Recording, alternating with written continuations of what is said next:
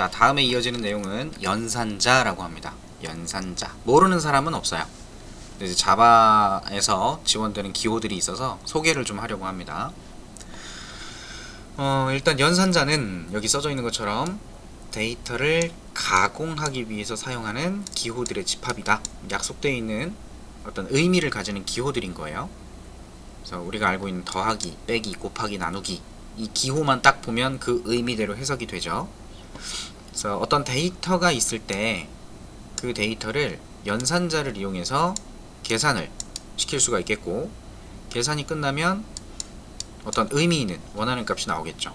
그래서 앞에 그림을 보면 요거 뭘 것 같아요? 요거는 다이아몬드 원석입니다. 진짜인지는 모르겠어요. 저도 구글링에서 찾은 거니까. 그 다이아 원석인데 이거를 가공하면, 가공이라는 건 깎고 자르고 붙이고 막 하는 거죠. 가공을 하면 뭐가 돼요? 다이아몬드가 돼요. 이게 다이아인지 진짜인지 모르겠어요. 큐빅인지. 어쨌든 다이아몬드 원석만 가지고는 크게 의미가 없죠.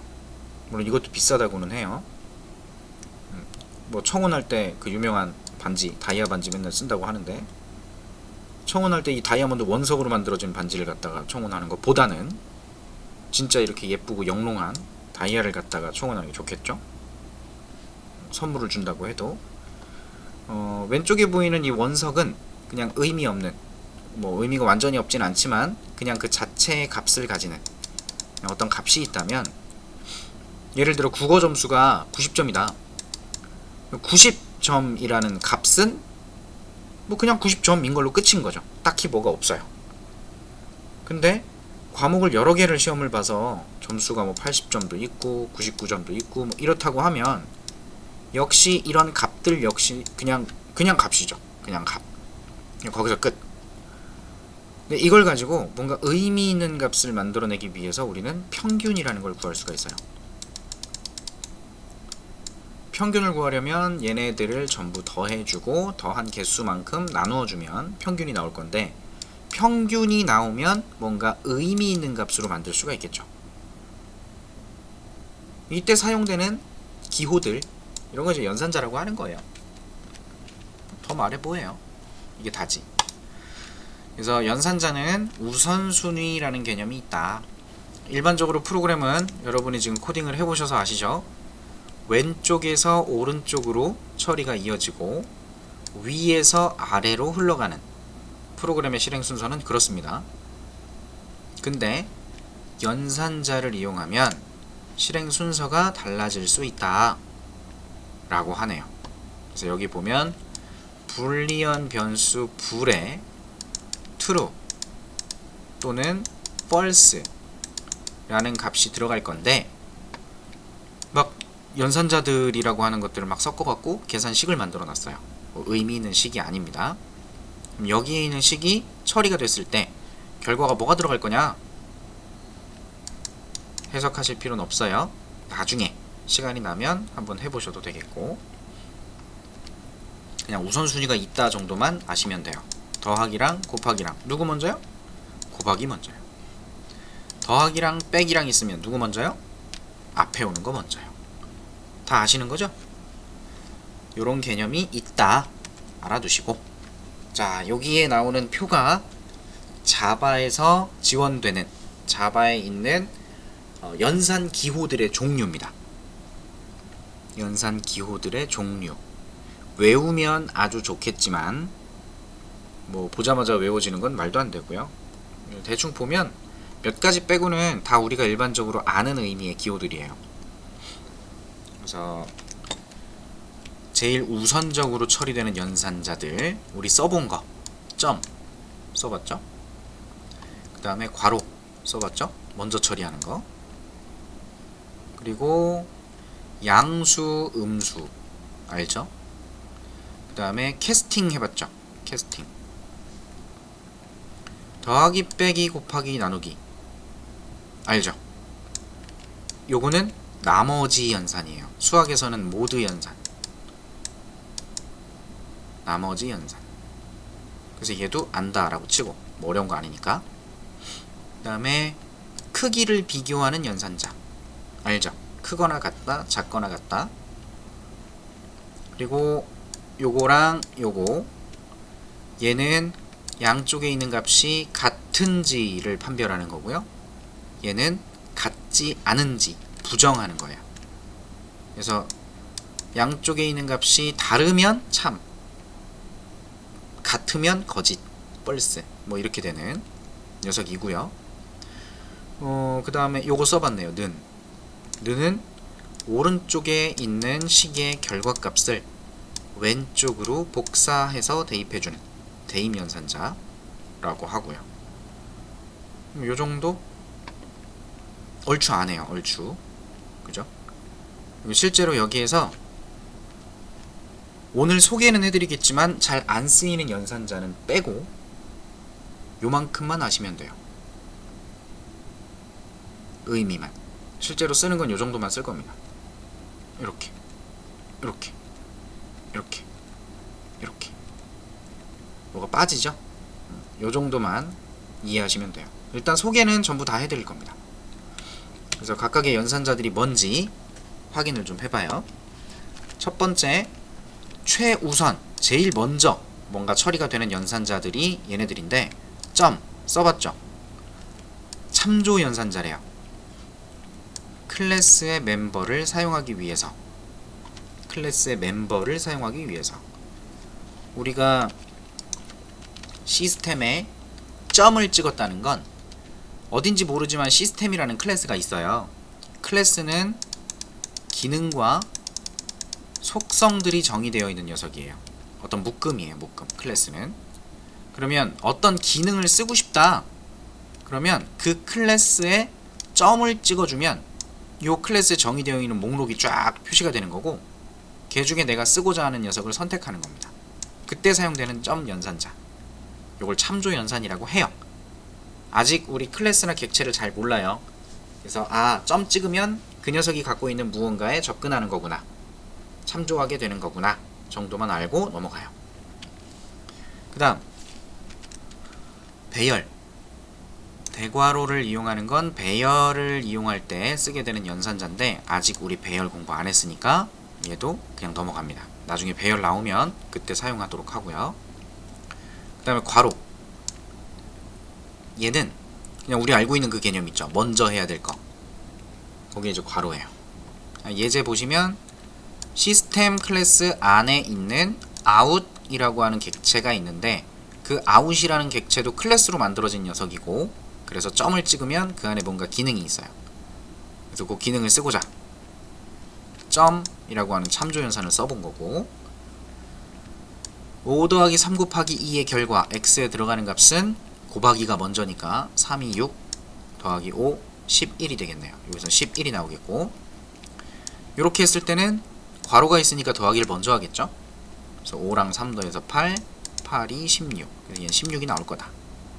그냥 요거 확인해 본 거예요. 배열은 버리고.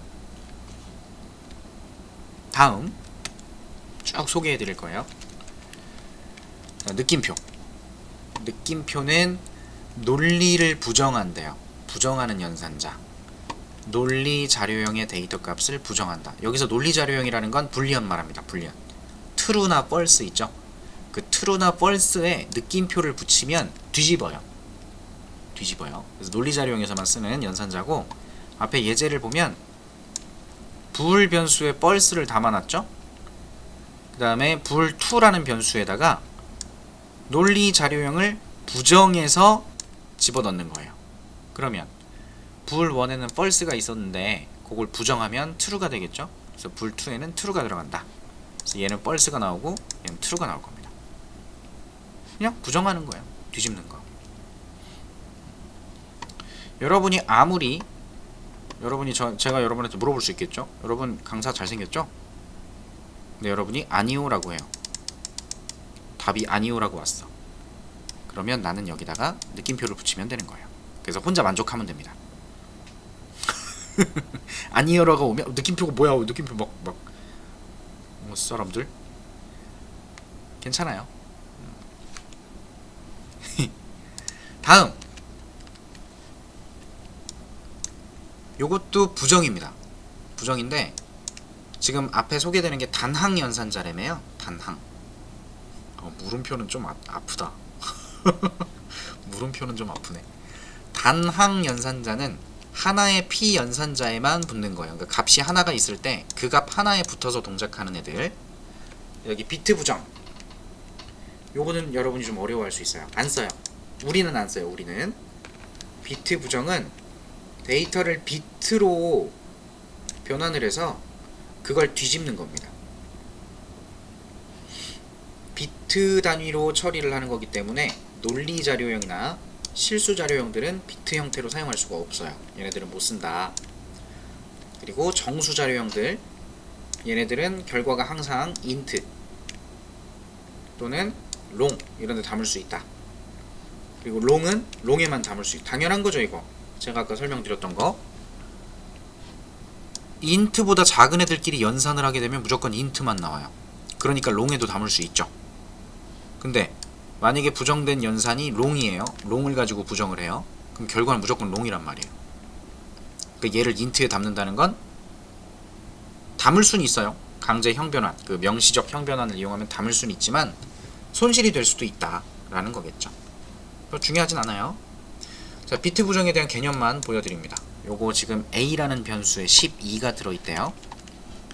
a라는 변수에 12가 들어있다. a는 바이트형이에요. 1바이트니까 8비트. 여기에 12가 들어갔다는 건 1100 이렇게 됩니다. 1, 2, 4, 8. 4랑 8이랑 더하면 12죠. 요게 12를 나타내요, 지금. 그럼 이거를 부정한다고 돼 있죠? 부정. 비트를 부정한다. 그럼 뭐가 되냐면 요거를 뒤집어요. 그러면 11110011이 되는 거예요. 비트를 뒤집는다는 게 이런 의미예요. 그리고 비트를 뒤집었을 때 기본 자료형인 int 값으로 나오기 때문에 바이트에 해당하는 그냥 못 담는 겁니다. 즉 여기서 제가 8개의 비트만 표시했지만 실제로는 111111111111111111111111 이만큼이 들어가 있는 거예요. 이런 결과가 나오는 거예요. 왜 그러냐면 요게 부호 비트죠. 부호 비트 플러스 마이너스를 나타내던 거였죠. 그게 확장돼요. 데이터 크기가 int형 크기만큼. 그래서 이런 결과가 나오기 때문에 int형 C에다 담는 거고, 그럼 얘가 얼마가 되느냐? 얘는 마이너스 13인가? 아마 그렇게 될 겁니다. 뭐 계산은 하지 마시고요. 뒤집혀서 이게 마이너스 값이 된다는 것만. 끝. 더 신경 쓰지 마세요. 아, 비트를 뒤집는구나. 1은 0으로 0은 1로. 아시겠죠? 그리고 넘어가요. 다시는 안 볼 거예요. 자, 그 다음 양수, 음수에 대한 개념 모르는 사람 없죠? 그 다음에 여러분이 첫 번째 연산자에서 멘붕 오는 것 중에 하나, 요거 헷갈려하는 거, 증감 연산자라고 해서 뿔뿔이랑 마이너스 마이너스라고 하는 게 있어요. 종류가 두 가지입니다. 전치, 전위라고 부르는 연산이 있고 후치, 후위라고 부르는 게 있어요. 형태는 얘도 단항이기 때문에 보시면 a라는 변수에 뿔뿔이 앞에 붙거나 a라는 변수에 뿔뿔이 뒤에 붙거나 이런 형태를 표현합니다. 앞에 붙으면 전, 뒤에 붙으면 후인 건데, 자, 여기 앞에 예제 한번 보세요. 어떻게 돌아가는 건지. a라는 변수에 10이 들어있대요. 다음 줄이 동작하면 b라는 변수가 있겠죠. b 변수에 뿔뿔 a래요. 뿔뿔 a. 뿔뿔 a는 우선순위가 높습니다. 단항 연산이고요. 이거는 a의 값을 증가하겠다라는 얘기예요. 마찬가지 다음에 오는 것도 a의 값을 증가하겠다라는 거예요. 이게 어쨌든 간에 증가돼요. 근데 전위 앞에 뿔뿔이 붙었으면 여기 지금 a에 들어있는 값을 먼저 증가를 시켜요. 증가를 시켰으면 요 연산자가 끝난 거죠. 그 다음에 우선순위가 낮은 는 대입 연산자가 동작을 해서 B에는 얼마가 들어가는 거예요? 11이 들어가는 거예요.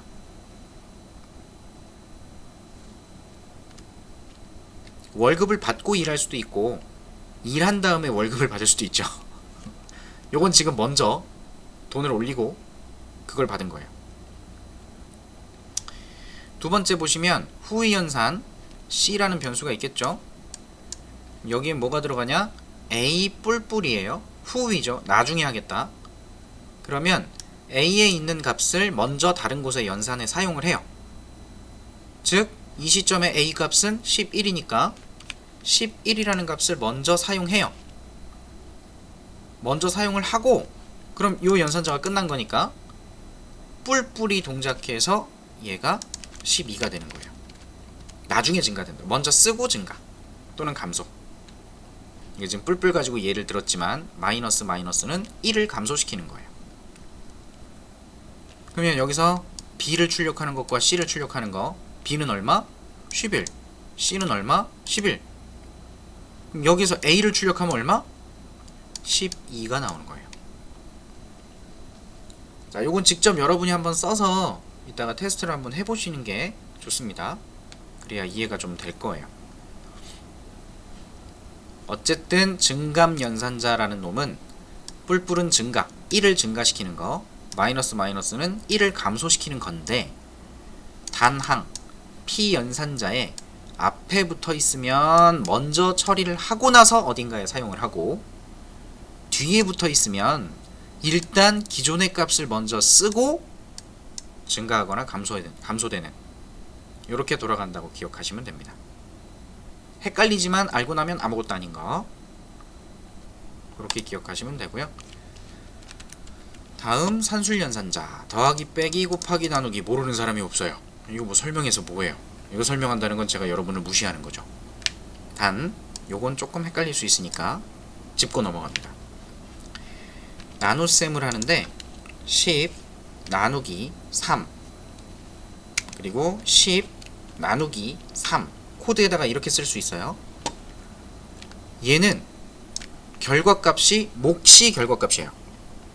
10을 3으로 나누면 몫이 얼마입니까? 3이죠. 자, 그리고 두 번째 얘는 나눗셈을 똑같이 하는데 결과로 나머지를 갖다가 써요. 그럼 10을 3으로 나누면 요거 3 들어가는 거 똑같고 3, 3은 9죠. 나머지가 1이잖아요. 이 결과는 1이 돼요. 그래서 이걸 갖다가 어디다 써먹냐? 홀짝 어떤 수를 2로 나누면 결과가 뭐죠? 어떤 수를 2로 나누면 0 아니면 1이겠죠. 맞나요? 0이라고 하면 짝수라고 판단하면 되겠고 1이라고 하면 홀수라고 판단하면 되겠죠. 또는 어떤 수를 3으로 나누면 이걸로 뭘 판별할 수 있겠어요? 이 수가 3의 배수인지 나누어 떨어지면 나머지가 0이고 그렇지 않으면 나머지가 1이나 2 같은 게 나오겠죠. 이런 데 사용하는 거예요. 그래서 나머지 값을 응용해서 여기저기 활용하는 곳이 많습니다. 뭐 어렵진 않죠. 이 개념 자체가. 그래서 나머지 연산을 하는 게 %다. 끝. 자, 앞에서 한번 설명 나왔던 거죠. 바이트, 숏, 인트 여기에 뭐 써있진 않지만 차까지 포함할 수도 있을 거예요. 이 녀석들의 산술연산 결과는 그러니까 연산의 결과는 무조건 인트형으로 나옵니다. 자바에서 정수 자료의 기본. 근데 롱, 플롯, 더블 롱보다는 플롯이 더 크게 표현할 수 있고 플롯보다는 더블이 더 크게 표현할 수 있죠. 어쨌든 이런 애들이 산술연산자 앞에 있던 자료형들과 뭔가 연산하는 것에 포함이 되면 가장 큰 자료형으로 결과 자료형이 만들어져요. 알죠? 아까 이미 다 해봐서. 그리고 플롯과 더블은 연산을 하지 마세요. 정밀도를 표현하는 방식이 플로트와 더블이 다르기 때문에 좀 문제가 있을 수 있어요. 그냥 쓰지 마세요. 그럼 됩니다. 플로트를 할 거면 플로트만 주구장창 쓰시고, 더블을 할 거면 더블만 주구장창 쓰시는 걸로 결정하고 진행하시라는 얘기입니다. 그래서 요거는 아까 말했던 내용이니까 알아두시면 되겠고, 자, 그 다음 연산자, 이거 잘 몰라도 돼요. 아우, 재미 더럽게 없는 쉬프트 연산자. 이제 이것도 비트 연산입니다. 앞에서 요거 비트 부정하는 연산자 같이 비트 단위로 데이터를 처리하는 연산자가 요 쉬프트 연산자, 또 비트 연산자예요. 자, 얘는 대상 필드, 이 필드는 자바에서 변수를 필드라고 부르거든요. 그래서 변수입니다. 해당 변수의 값을 이진수로 변경한 다음에 그 비트를 이동시킨대요. 뭐 이런 것들은 그냥 특징이고 개념만 보세요. a라는 변수에 1이 들어있다라는 것을 표현하면 이진수는 이렇게 표현됩니다. 왜요? int는 4바이트니까요. 1바이트, 2바이트, 3바이트, 4바이트의 비트 하나가 1인 거예요. 여기 1이에요. 근데 a를 꺽쇠 2라고 하면 방향이 지금 왼쪽이죠. 그래서 이걸 레프트 쉬프트라고 부르고, 요거는 비트를 이쪽으로 두 칸 미는 거예요. 두 칸을 밀어요. 그러면 요 녀석이 이쪽으로 밀리면서 00이 밀려나겠죠. 요 앞에 있던 00이 밀려날 거예요. 그리고 여기 있던 요 부분이 여기까지 두 칸 밀려 들어가니까 이렇게 들어오겠죠. 그럼 여기는 비어 있었겠지. 그 빈 부분은 그냥 0으로 채워요. 이 비트를 밀어내는 거예요. 미는 거. 왼쪽 방향으로 비트를 민다. 그러면 결과는 4가 된다. 쉬프트 연산이 뭔지만 아시면 돼요. 이걸 어디다 써먹자는 거 아닙니다. 아시겠죠? 그냥 이렇게만 가세요. 자, 그럼 레프트 쉬프트는 왼쪽으로 비트를 미는 거고, 반대로 꺽쇠 가루가 오른쪽으로 가 있으면 요건 라이트 쉬프트니까 이쪽으로 미는 거예요. 자, A에 4가 들어있었을 때 아까 0, 1이었잖아요. 그거를 한 칸 밀었죠. 한 칸 미니까 여기에 1이 왔고 여기에 0이 오는 형태가 된 거죠. 그러면 이쪽에서 밀었을 때 요 끝에 있던 0 하나는 밖으로 떨어져 나가니까 없어지는 거고, 비트를 민다라는 개념은 아시겠죠? 비트를 민다. 그래서 이쪽으로 밀면 2배가 되고요. 이쪽으로 밀면 절반이 됩니다. 근데 이제 요런 게 하나 있어요. 오른쪽으로 쉬프트를 하는데 이렇게 3개의 꺽쇠 가루를 쓰는 경우가 있어요. 맞아요. 숫자가 너무 달라져요. 그래서 얘는 비트 연산은 규칙이 있고 그 정해진 규칙을 가지고 사용을 해요. 일반적인 코드에서는 쓸 일이 없어요. 그래서 비트 연산이 뭔지, 쉬프트 연산이 어떻게 돌아가는지만 소개만 하는 거예요. 이거 써먹을 게 아니니까 우리는. 그래서 요런 게 있어요. 3개짜리. 요거는 unsigned래요. unsigned. 이 unsigned 설명을 들어본 적이 있죠. unsigned가 뭐예요? 부호가 없다. 양수, 음수에 대한 개념을 버렸다. 그런 게 이제 unsigned입니다. 그냥 양수만 표현되는 거. 음수 표현이 안 되는 거. 그러면 왜 이런 게 있냐면 차이점이 있어요. 차이점. 지금 여기 예제에서는 4라는 값이지만 음수값을 표현하고 있는 데이터가 있다라고 해봅시다. 음수값. 만약에 인트형 변수 a에 마이너스 1을 넣잖아요. 그럼 요걸 비트로 표현하면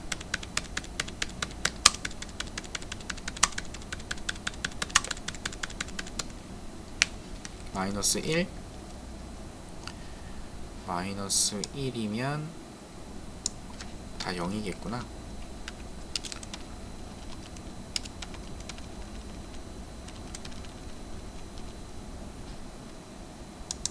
아니지, 다 1이지.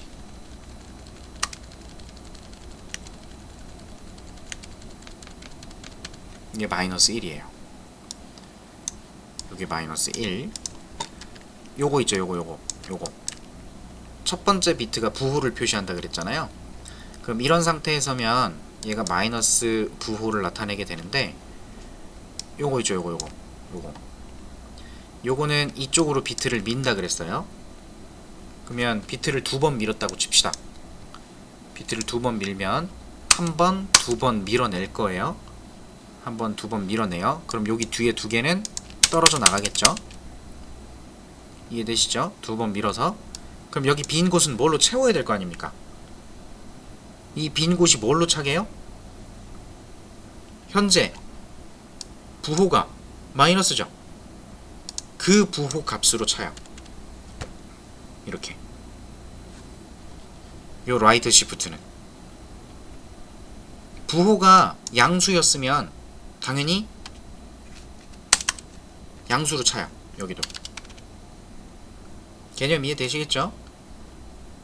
근데 저 라이트 시프트에 요렇게 3개짜리 요 놈은 두 개의 비트를 밀었을 때 비록 기존의 값이 음수였다고 하더라도 빈 곳을 무조건 0으로 채워버립니다. 그러면 부호 비트가 양수가 되죠. 요렇게 만들어지게 동작하는 게 라이트 시프트인데 언사인드 3개짜리예요. 무조건 0으로 채운다. 얘는 부호 비트로 채운다. 이런 차이가 있어요. 여기서 끝. 더 궁금해하지 마세요. 버려요.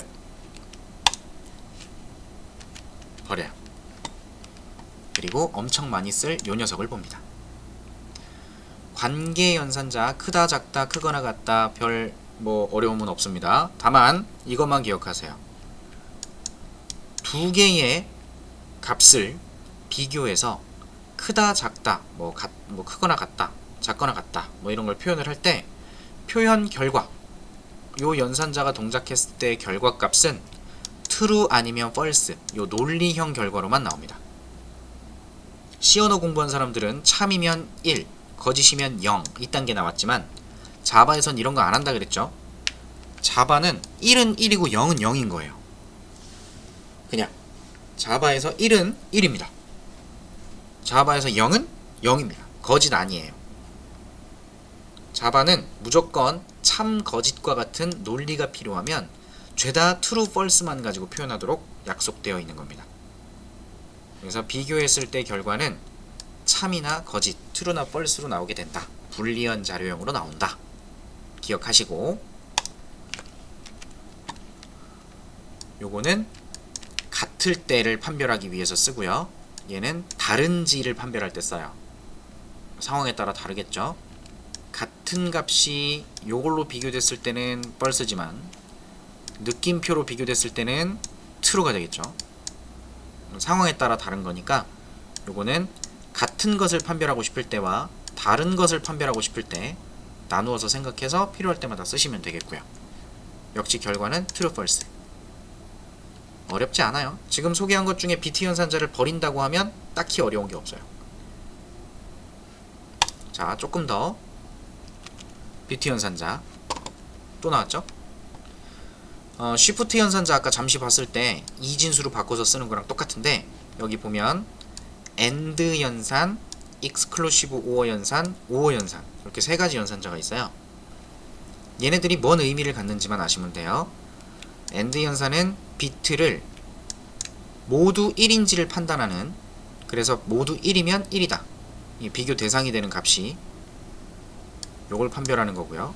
OR 연산은 두 비트 중에 하나만 1이어도 1이라고 표현될 수 있는 방식을 말하고, 익스클루시브 OR는 베타적 논리합이라고 부르는데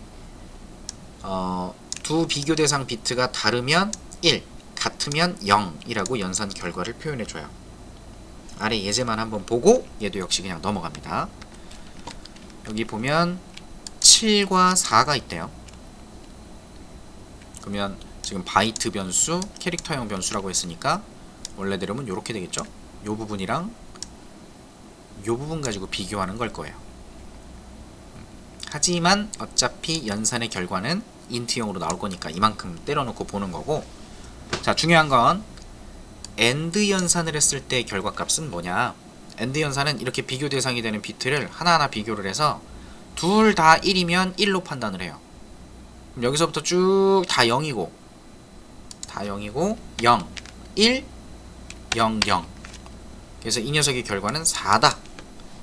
두 값을 AND 연산하면 4가 된다. 뭐 어디다 써먹을지 생각하지 마세요. 그냥 이 개념만 보고 넘어가는 거예요. 그 다음 5어 연산 보세요. 5어 연산. 5어 연산은 비교되는 두 개의 비트가 하나라도 1이면 1이 됩니다. 그러면 1, 1, 1 2 되는 거예요. 1이고 1이고 1이고 0이고 1이고 0이니까 하나라도 1이 있으면 1이 되는 거. 괜찮죠? 받아들이시면 됩니다. 그런갑다 하고 마지막 익스클루시브 5어 연산. 얘는 두 비트가 같으면 0, 0, 다르면 1, 1 이렇게 동작하는 연산자예요. 받아들이실 수는 있죠? 어디다 써먹는지는 몰라요. 어디다 이걸 써먹을지는 몰라요. 안 써도 돼요. 지금 우리는 이건 특수한 프로그램에서 비트 단위의 연산이 필요한 경우 활용을 할 수가 있는데 아직 우리가 비트 연산을 가지고 뭘 할 필요는 없습니다. 그래서 이 연산자가 어떻게 돌아가는지만 감을 잡으시면 돼요. 그런갑다. 알겠죠? 그리고 실제 중요한 거 끊기가 애매해서 요거까지 좀 떠들게요. 자, 앞에서 나왔던 비트 연산자 버리시고 요걸 보세요. 요거는 앰퍼샌드라는 기호를 두 개를 연속으로 쓴 거예요. 비트 연산자는 하나였지만 얘는 논리 연산입니다. 그리고 요거는 여러분 엔터 키 위에 보면 엔터 키보드에 있는 엔터 위에 보면 보통 여기에 써 있을 거예요. 그 원 표시 같이 써 있는 거랑 그 위에는 짝대기 하나가 그려져 있을 겁니다. 쉬프트를 누르고 요 놈을 누르면 요 짝대기가 만들어져요. 그 짝대기 두 개를 쓴 겁니다. 얘는 5어 연산, 요거는 AND 연산이라고 해요. 앞에서 비트 AND랑 비트 5어가 있었는데 요 녀석들의 개념을 0, 1을 가지고 놀았었잖아요. 요거를 펄스와 트루의 개념으로 보는 연산자가 논리 연산자라고 생각하시면 되고요. 얘는 AND 연산이나 5어 연산이나 둘 다 똑같아요. 양쪽에 어떤 식이 있을 거예요. 양쪽에 어떤 식이 있어요. AND 연산이다 라고 하면 양쪽에 식이 있는데 요 식의 결과가 true 또는 false, 요 식의 결과가 true 또는 false예요. 그럼 이때 AND 연산이라 함은 앞에 있는 연산 결과가 true이고 뒤에 있는 연산 결과가 true이면 요 녀석의 연산 결과가 true가 되는 형태를 말하는 겁니다. 어렵죠? 쉽게 생각해봐요. 자, 지금 오늘 아침 드신 분 중에서 점심도 드신 분 조건이 몇 개죠? 아침 먹은 사람 중에서 점심도 먹은 사람. 그러면 손 드세요 라고 했을 때 여러분은 아, 내가 아침을 먹었나? 라고 생각하는 첫 번째 조건을 판별하겠죠. 아침을 먹었어. 그럼 true. 강사가 두 번째 조건으로 그 사람들 중에서 점심을 또 먹은 사람이라고 했단 말이에요. 그럼 두 번째 조건을 여러분이 또 생각하겠죠. 내가 점심을 먹었나? 먹었네? true. 그럼 저요! 이렇게 되는 거예요. 저 점심 먹었어요! 이렇게 되는 거죠. 아침, 점심 다 먹었어요. 이런 게 AND 연산이에요. 앞에 있는 조건, 뒤에 있는 조건, 두 가지 이상의 조건이 있을 때 이 조건들을 가지고 결과물을 판단하기 위한, 실제로 이런 경우가 많이 있잖아요. 그죠? 비만도를 측정해 볼까요? 내 몸무게가 80kg가 넘는다. 키가 160보다 작다. 이거 무조건 비만일 겁니다. 내가 그렇거든. 두 개의 조건이 다 만족되면 비만이죠. 그렇게 판단할 수 있죠. 그런 게 AND 연산이에요. 그런 게 AND 연산. 상처받으라고 말씀드리는 게 아니에요. 개념. 그리고 5어 연산은 똑같아요.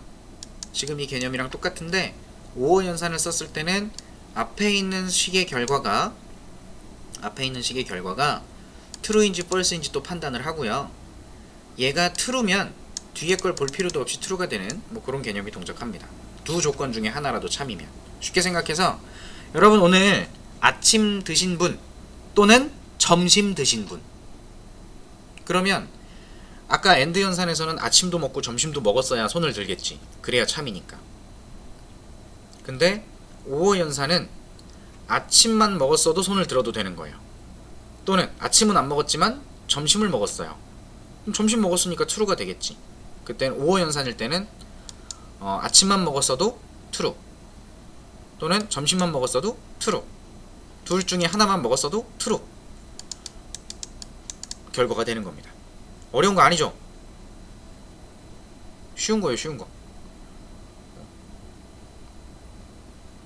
요런 걸 엔드 연산, 5어 연산, 논리 연산자라고 불러요.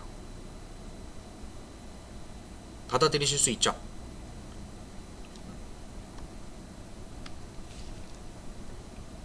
괜찮죠? 그래서 여기 예제를 보면 x에 10이 들어있고 y에 20이 들어있대요. 자, 요거 연산 해볼까요? y가 얼마죠? 20이요. x는 얼마죠? 뿔뿔 x니까 비교할 때 얼마로 비교해요? 11로 비교를 해요. 테림신 있다고 확인해 보세요. 그래서 요렇게 비교가 되는데 이거 참이에요, 거짓이에요? 당연히 거짓이죠. 그럼 얘는 x가 11, y는 뿔뿔 20, 21 뭐 이렇게 돼서 이렇게 비교가 되네요. 얘는 true겠네? 얘는 true.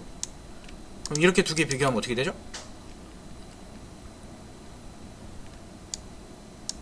end 연산은 둘 다 참이어야 참이 되는 건데 false가 하나 껴있죠? 그러면 요 end 연산의 결과는 결국은 false다. 이렇게 됩니다. 지금 질문에 5어 연산에서 앞에 식이 true면 뒤에 코드는 진행하지 않느냐? 모르겠네요. 확인해 보실 거예요. 다음 연산자요. 좀만 참아요. 좀만. 요거까지만. 3항 연산자.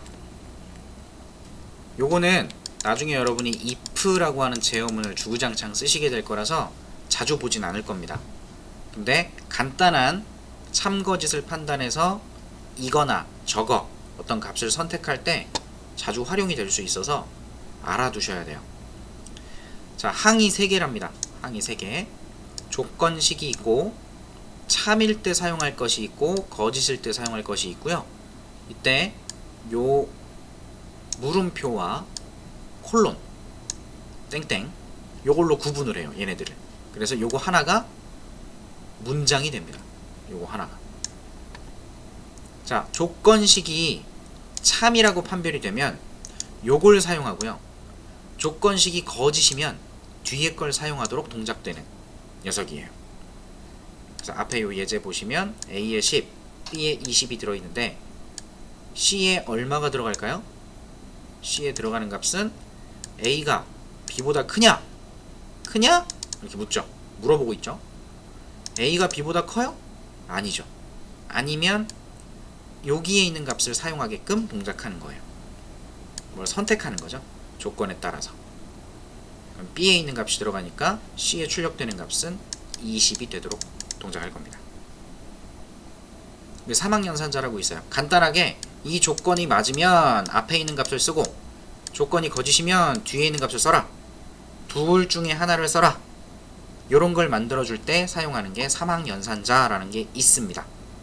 여러분이 자주 사용하진 않겠지만 저도 가끔 설명하다 보면 쓸 때도 있고 다른 사람들의 코드를 보다 보면 간단한 이 조건에 따른 판별을 할 때는 사망연산자를 활용하는 경우들이 종종 있어요. 그렇기 때문에 if문만 가지고 쓸 수도 있겠지만 나중에 사망연산자에 대한 개념, 이 동작도 좀 알아두셔야 되기 때문에 설명을 드린 겁니다. 여기까지 소개해드리고자 했던 기본적인 그 연산자 내용들을 좀 소개를 해드렸는데 한 가지 더 대입연산자가 남아있어서 요거까지 하고 실습할 수 있게 좀 해드릴 거예요. 우리 대입연산자 알죠? 는 요건 오른쪽에 있는 값이 또는 식이 처리가 끝나고요.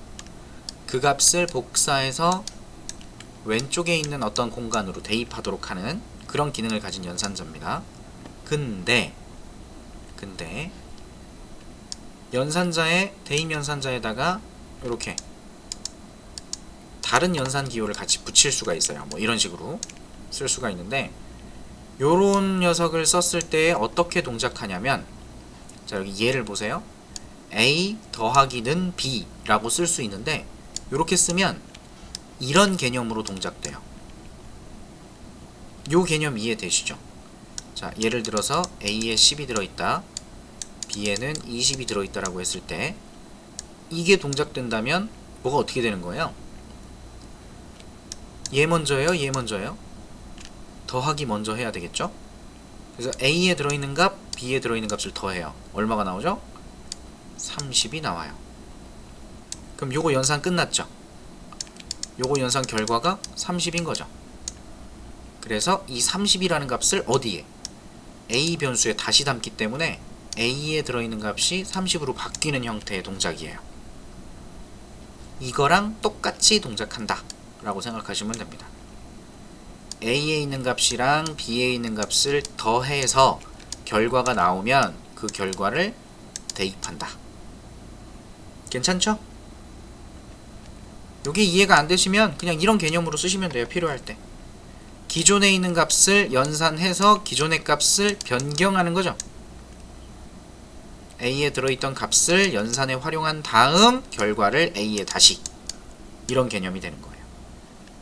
그래서 요 의미대로 쓰셔도 되고 아니면 그냥 이렇게 쓰셔도 상관없습니다. 편하신 대로 쓰시면 되는 거예요. 그래서 여기까지 기본적인 연산자에 대한 소개고요. 다음에 이제 실습으로 뭘 하냐면 앞에서 소개해드린 연산자들을 한번 정리해 볼 수 있는 그런 실습이 하나 있는데, 지금 앞에서 소개해드린 연산자 한번 봐봐요. 점, 대괄호, 괄호, 느낌표, 비트, 양수, 음수, 증감, 전위. 이건 전위 연산. 캐스팅 알고요. 이건 몰라요. 나중에 해야 돼요. 산술, 쉬프트 안 쓴다 그랬죠? 관계 연산자, 비트 안 쓴다 그랬죠? 논리, 사망 연산자, 대입 아시죠? 그 다음 배정 대입이라고 하는, 복합 대입이라고 할 수 있는 이런 개념들이 있고, 요거는 후위. 그 다음 콤마는 그냥 식 하나 하고 그 다음 식 하나 하고 그냥 순서대로 뭔가 식을 나열해 줄 때 써요. 쓸 일이 없어요. 그러면 지금 연산자를 대략 한 바퀴 다 훑어본 거네요. 싹 훑어봤네요.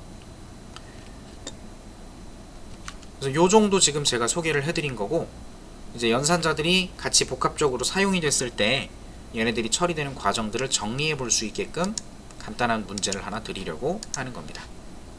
문제는 이렇게 생겼습니다. 자, 이 퀴즈는 뭐 대단한 게 아니고요. 쓰세요. 이 코드를 쓰세요. 이 코드를 써서 실행을 시키면 printf라고 하는 함수가 지금 동작을 하니까 출력이 될 거예요.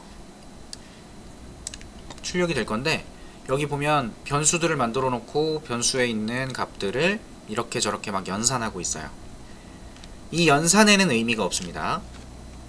더하기 빼기 곱하기를 왜 이렇게 했는지는 의미가 없어요. 그냥 이렇게 연산자를 갖다 붙여서 처리를 했을 때 왜 그런 값의 결과가 출력되는가, 이걸 여러분이 분석해서 이해하시면 돼요.